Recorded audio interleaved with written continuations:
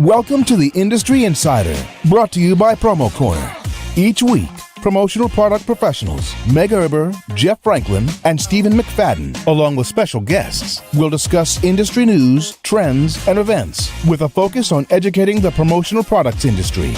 The Industry Insider, the nerdy news you need to know.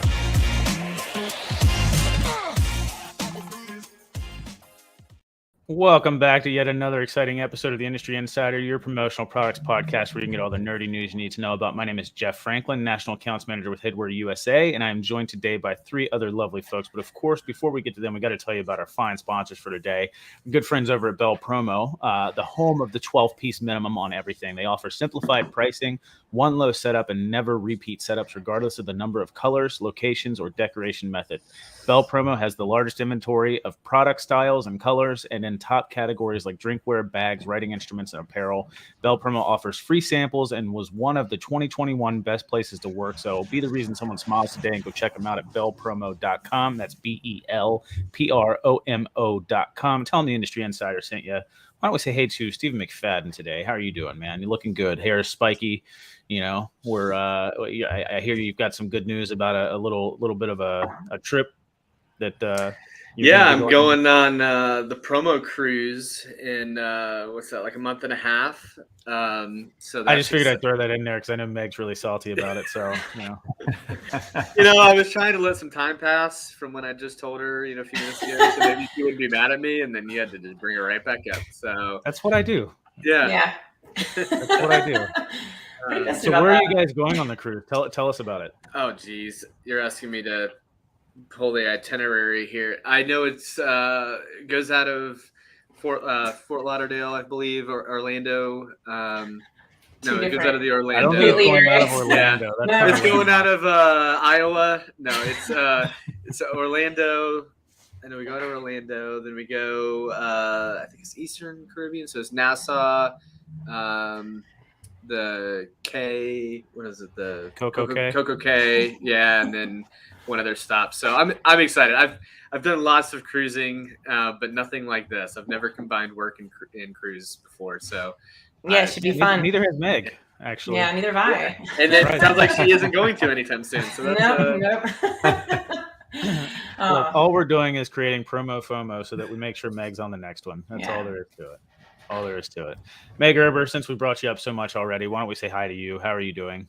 I'm doing great. So over the weekend, something interesting happened. I'll just talk about very quickly. My daughter brought home her first boyfriend that we got to meet, and we had dinner with him. That was different. It's the youngest, not Addie, but the youngest out of all of them. So was VJ shining the guns as the boy came through? I was like, nice to meet you. Yeah.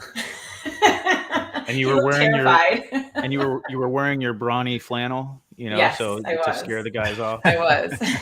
Understood. Yeah. Well, we are joined today by a very special guest, Bobby Lehew with commonsku. Really excited to talk about the topic for today. But before we get into the topic, Bobby, it is customary for us to give our special guest a good 3 to 4 minutes to introduce yourself and maybe how you got started in the promotional products industry and what you've been up to since. So take it away, sir. Just a blank space, right? Nothing a writer loves more than a blank page. Thank you guys for having me. I am so glad. We ran each other in Vegas. You were sitting there doing your prioritizing your year and talking about what topics, and I happened to wander by and you snagged me. So thank you. And by the way, I know what producing a weekly show is like. So it's a lot of hard work for those that don't do it. And so kudos to you guys for continuing this journey that you've been on. Oh, thank you, Bobby. So yes, my name is Bobby Lehew. I'm the Chief Content Officer at commonsku, the platform that makes production process orders and commerce easy in this business, which, as we know, is a very complex business. I was a distributor before joining commonsku.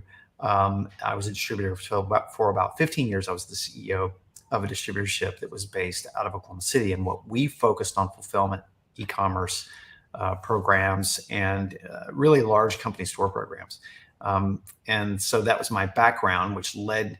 The funny thing is, my role was a more of an ops role, being over a business that was both warehousing, fulfillment, merchandise, print, And so it was a very ops role, but Mark and Catherine Graham knew I was a creative person in an ops role. And they knew that as they were growing commonsku, that they would have a significant content focus. And so they asked me to join the team to lead that effort. And it really helped because it helped me understand the background of distributors and what they're going to. And the funny thing is that none of us could have seen, it's not funny, it's just ironic that none of us could have seen, is that prior to the pandemic, there was like less than 5% of distributors who were doing what we were doing: kitting, packaging, fulfillment, e-commerce, all of that.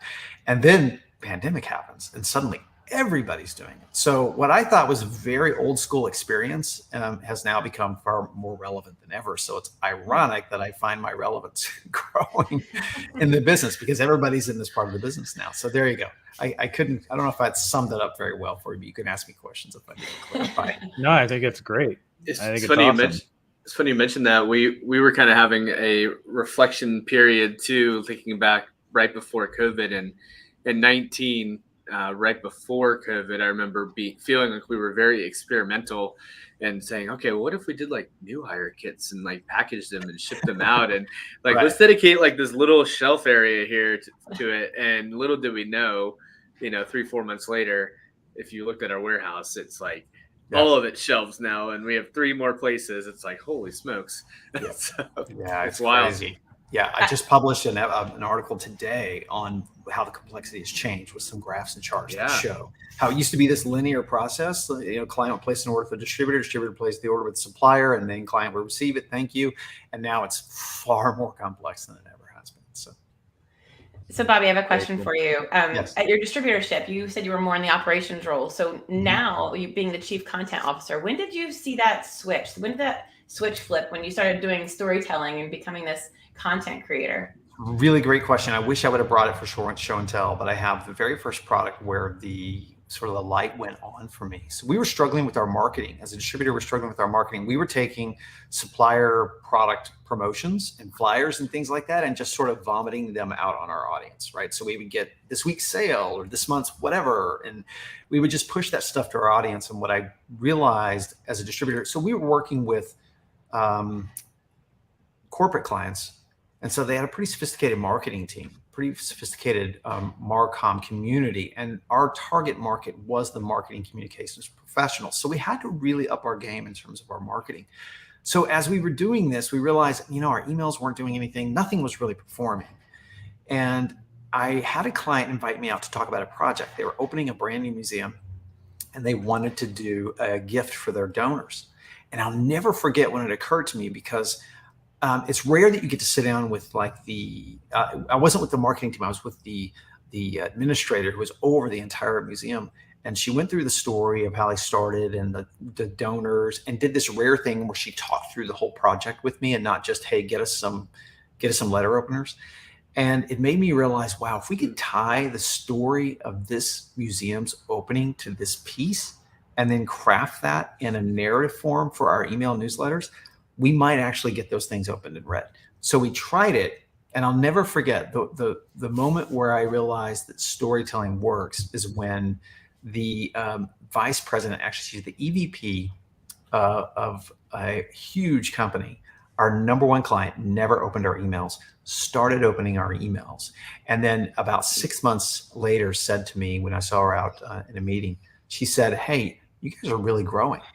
Fact of the matter was, we weren't really growing. We were just getting better at sharing projects that we were doing for multiple clients. So the perception was that we were growing. But it was fantastic because the other thing we did, we started like dropping actual client names, which was rare back then, with actual buyer names, which was really interesting because since we sold to the Marcom community, some of these people knew each other or they knew their brands. And so it was just like a little glimpse, but we went from let's push product to let's push story and see what happens.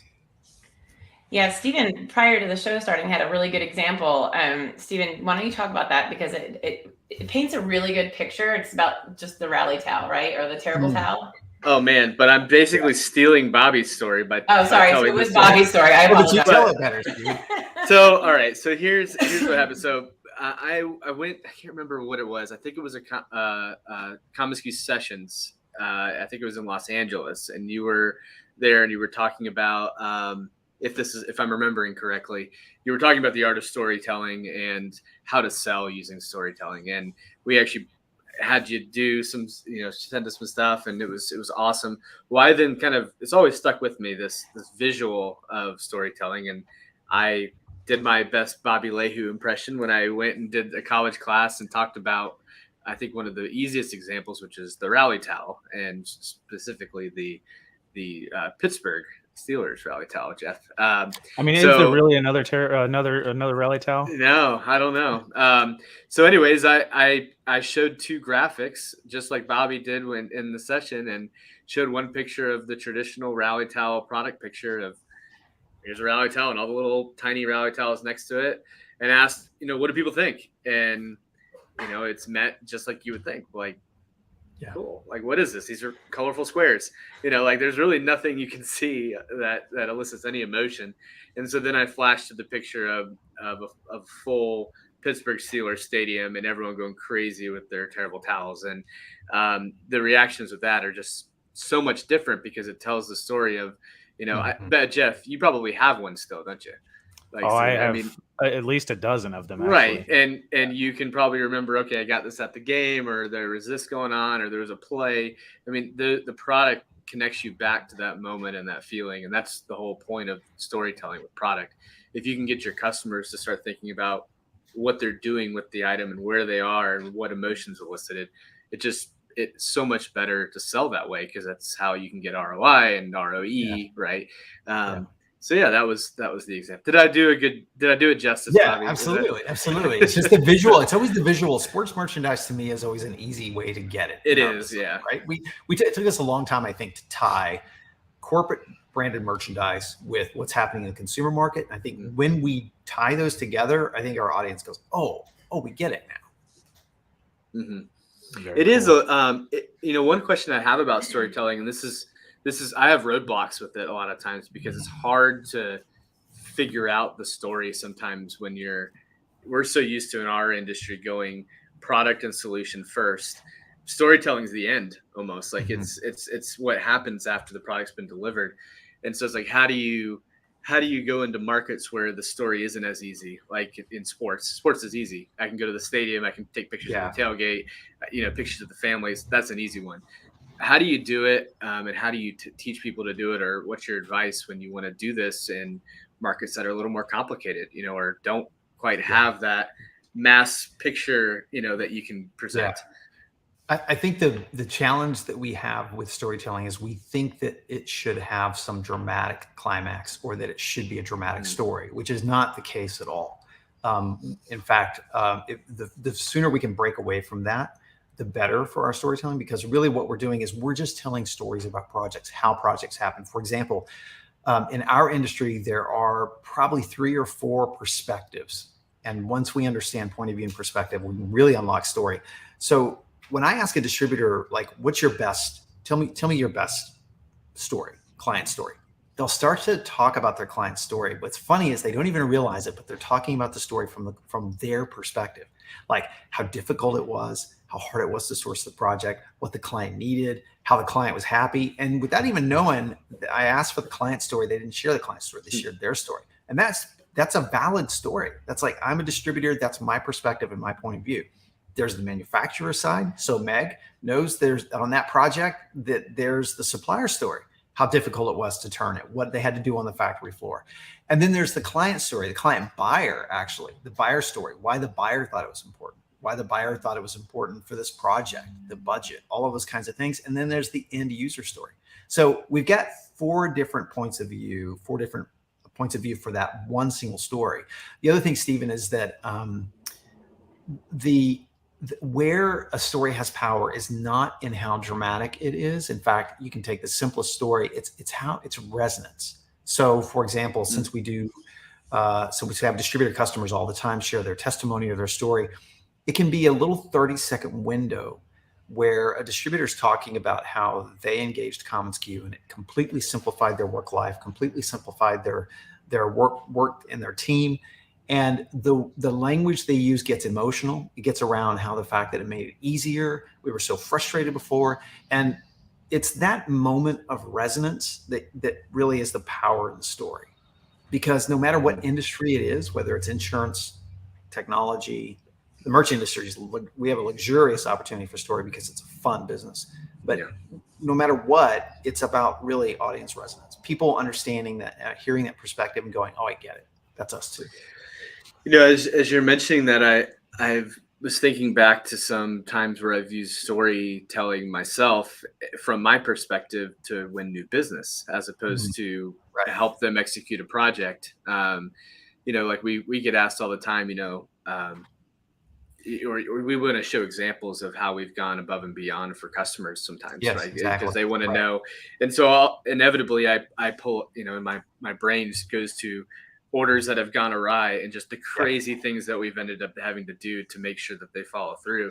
That in itself are some great stories of, things getting rerouted on airplanes and picking stuff up in horse trailers. And they're like, holy smokes, you did all that for your customers? I'm like, I remember driving in a pickup truck and a horse show with hay flying out of it, delivering water bottles to the Susan G. Komen race. And they're like, oh, wow. So that's one perspective of the story. I almost feel like people miss, right? Like that's very important to selling your business as opposed to selling a project.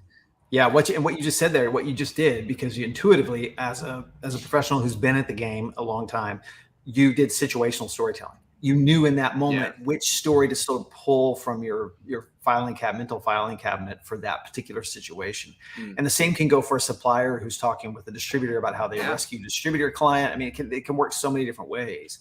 But situational storytelling, once we sort of organize a small bank, it doesn't have to be big, but a small bank of stories from which to draw down on, like what experience gives you. That's when you can understand which story do I deploy at what time in what situation. And it comes across naturally once you have more of those stories in your head. So how do you know what's going to be relatable and so that you can make sure that whatever story you're telling does resonate with the audience? Great question, Jeff. I think it has to really be this part of storytelling we don't talk about a lot. There are two things about storytelling we don't talk about a lot. One is editing and the other is research, because neither are sexy, but they're far more important than the actual delivery of the story. So research would be vitally important. So you're about to go into a prospect meeting. You have to know everything you can about that customer, everything possible about that customer you can before you sit down and have the conversation. And that sort of gives you that power. You have to know kind of where they're at as an industry, not just the client, but their industry, what they might be struggling with. Is it growing? Is it lagging? So having that kind of research kind of gives you the insight, I think, into some of the problems they might have, as well as maybe that editing. And I'm just going to make up a word called pre-editing. When we do interviews with folks, we have a choice, whether it's video or audio. We have a choice. We can do post-editing to find the story, or we can do pre-editing to do the story. Post-editing is very, very expensive. So I'll give you an example. For video, you have a choice. You can either contact the customer and have a quick pre-chat. We do this all the time. I do pre-chats with folks all the time, 15-minute pre-chat, and ask them about their challenges, their passions. And then we do it really fast. And you sort of start to get a sense of what the story could be or what their challenges are. And that's what I like to call pre-editing, because then by the time you get to the conversation, then you've had an idea of where you're going with everything and you're able to edit on the fly. Now, if you just had a 2-hour conversation with somebody and then you try to trim that down to a 10-minute story, you've got a mess on your hands. So I don't know if I answered your question there, Jeff, but I think it has to do with those two things, the researching and the editing. Yeah, I think that's a really good point too, because like you said, not only is post-editing really expensive, it's very time-consuming, which I guess would lead to why it's partially expensive. Just because, I mean, it's just like you said, if you're taking 2 hours worth of video and trying to chop that down to a couple-minute video, you can imagine you got to watch through all that, you got to slice everything up, you've got to make sure that you've got the right stuff at the right moment and all that. I mean, it's very time-consuming. So I want to add to this. I have gone as far as to say storytelling is editing. That is where the power is at. I mean, you look at a documentary and the years people spend on a documentary, you look at a film, we see the final output and we think because we experience it spontaneously that it was crafted spontaneously, but we all know it was a lot of hard work. So I think storytelling is editing at its most powerful moment, and but it's just not sexy enough. right as some of the other things about stories. Are exact facts like really important when you're storytelling, or as long as you're just, kind of hitting along that path and it really doesn't matter if it skews a little bit? Does that make sense? Yeah, it does make sense, because a lot of fiction writers and a lot of directors would say that, facts are this malleable thing, but emotions for B2B, emotions are far more important. For everybody, emotions are far more important, but it's finally B2B is really catching on the fact that, like Steven's example of those fans, everybody felt that, right? Especially if you are a Pittsburgh Steelers fan. You feel that energy. And so you're talking about a story where you rescued a project from disaster, that customer and that prospect can feel that energy. So I think that the emotions are far more important. The facts are important. You rescued the project. The emotions are far more important to focus on, because I don't think we focus on them enough. And I think as far as content, what I've seen a lot of times is the content that's showing the behind the scenes or the backstory or the bloopers. Yeah. That's actually telling the whole story of how that was produced. And I feel like that gets so much more, a bigger reach, maybe more interactions, more leverage when it comes to the product itself, because people enjoy that. It really humanizes the person who's trying to sell it or push it. So that was my little tidbit. But I have a question. So what advice would you give to people? Because I know you had reached out to me, and so did Mark at one point a long time ago, and asked me to do the SkuCon stories. And you sat me down, and maybe that's where I know the background from. And you were like, listen, we're going to tell a story. And you kind of walked me through it. Is this the one where you were muted in the beginning? Yes. It wasn't my fault. I have a whole story about how that was like an entire crazy experience. But what advice would you give our listeners? This episode in particular goes to supplier, sales reps, and distributor and marketing people, everyone that's listening. So what advice would you give to somebody that's really looking to incorporate storytelling into their sales pitches, but do they just don't know how or where to start? The first place to start is understand that for story, the professional that has been at this a while needs the power and the vehicle of story more than the amateur. The amateur naturally goes to story because they're desperate. If you've ever been in a selling situation when you were sort of green, you went to story and you didn't even realize you did, because we've been telling stories since we were knee high. The pro needs it because they have so much information in their head. You think about Steven's role as a distributor, and the fact that from e-commerce to packing to merchandising, kitting and design, and you think of it, we haven't even get into the products.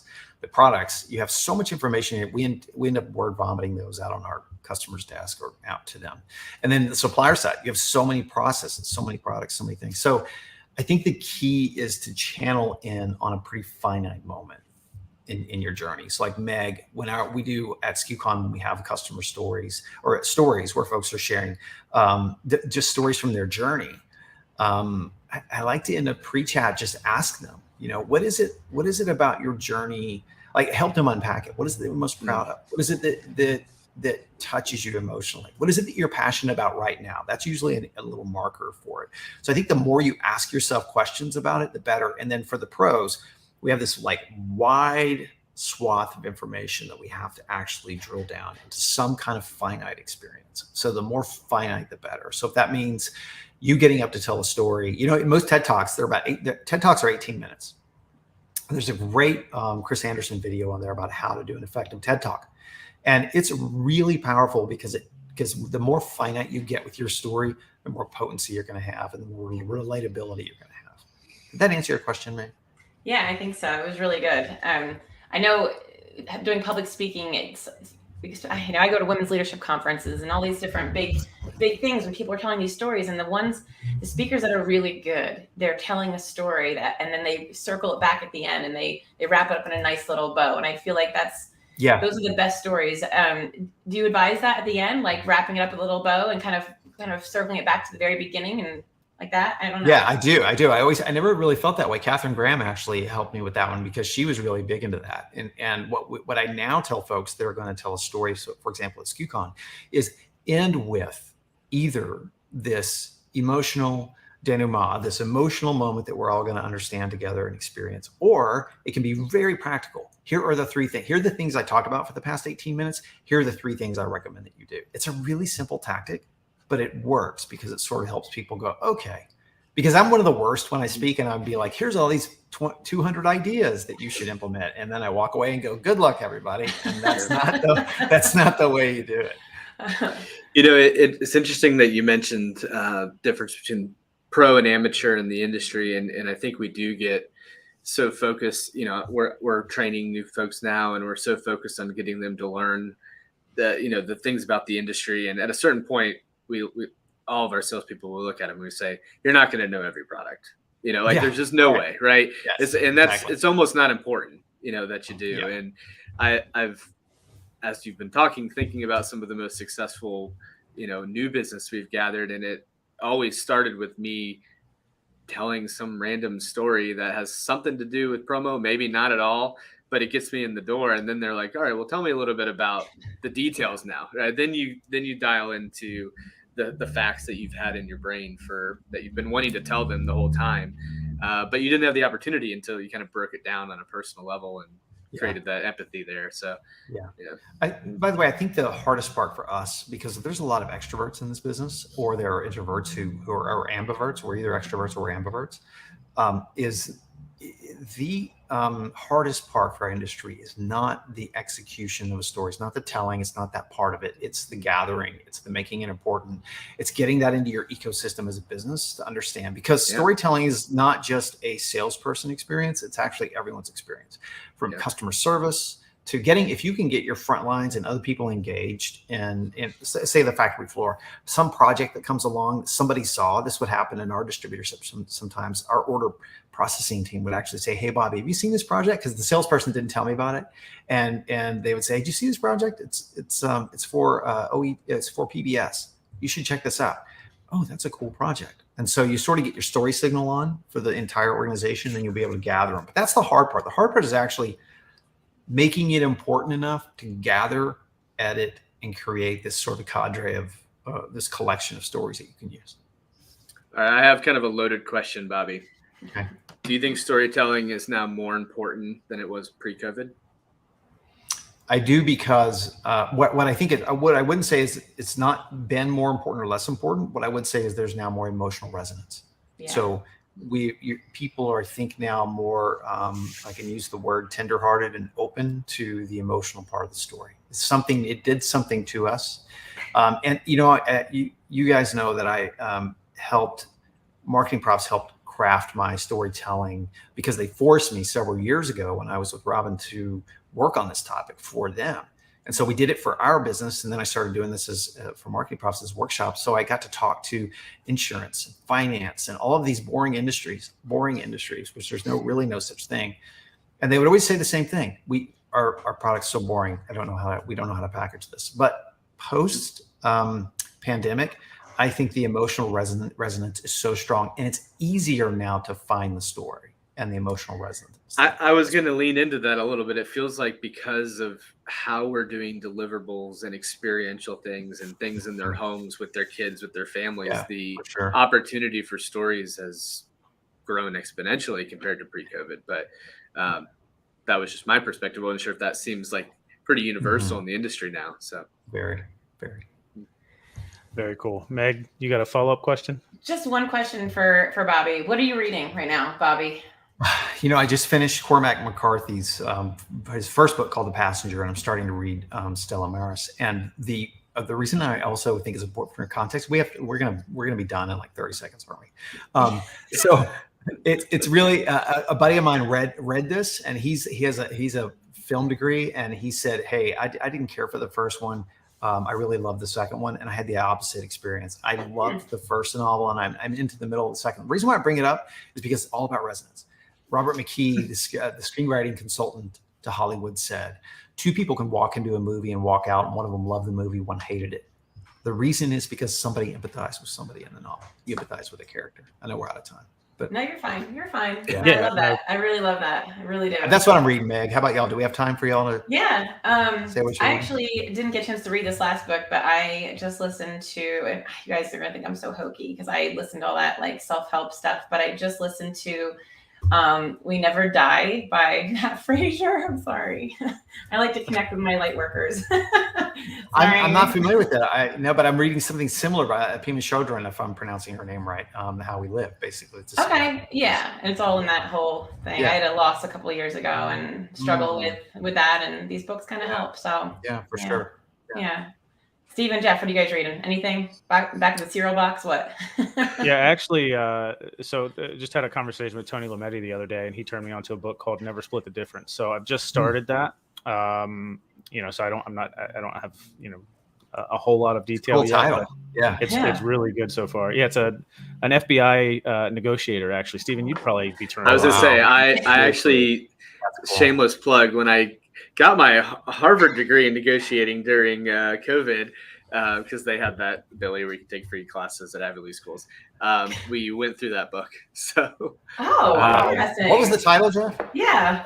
It's called Never Split the Difference. Never Split the Difference. All right. Yeah. I like those kind of books too, so I'll have to check that out. So thank you, Jeff. Yeah, it's pretty cool. So, all right. Yeah. And if you need an Ivy League, accredited person in negotiating, just let me know. I'm happy Awesome, man. Cool, I'm actually doing the Bible in 90 days challenge thing. I haven't done it all the way through. Obviously I've read a ton of it, but I was like, I wonder if I could do it cover to cover. And so I found a program, and it's in 90 days, and it's aggressive, but that's very aggressive. I mean, doing it in 365 days is a lot, but those letters are small. I'm like 8-9 days in. It says I'm 1 day behind. So if the genealogies don't get you, Leviticus will. Well, that's the thing. Leviticus, Exodus, Numbers. When it's just, I can skip chapters in there because I'm like, all right, okay, next. So, right. Oh, Bobby, thank you so much for coming on. We appreciate it. This was really eye-opening episode. Yeah, and I learned a lot. Yeah, so definitely awesome. And I think storytelling, like you said, is super relevant and can definitely help anybody, improve in their pitch, improve their relationships, and all that good stuff. So, listen, if you guys really like this broadcast, it was brought to you by our good friends over at Bell Promo. So go be sure to show them some love. They are the home of the 12-piece minimum on everything. They offer simplified pricing, one low setup, and never repeat setups, regardless of the number of colors, locations, or decoration method. Bell Promo has the largest inventory of product, styles, and colors, and in categories or top categories like drinkware, bags, writing instruments, and apparel. They offer free samples and was one of the 2021 best places to work. So be the reason someone smiles today, and go check them out at bellpromo.com. Tell them the Industry Insider sent you. Bobby, thank you so much for joining us. Thank you, guys. It was an awesome episode. Really appreciate your time and your input. It's good to see y'all. All right, guys. Until next time, we'll see you.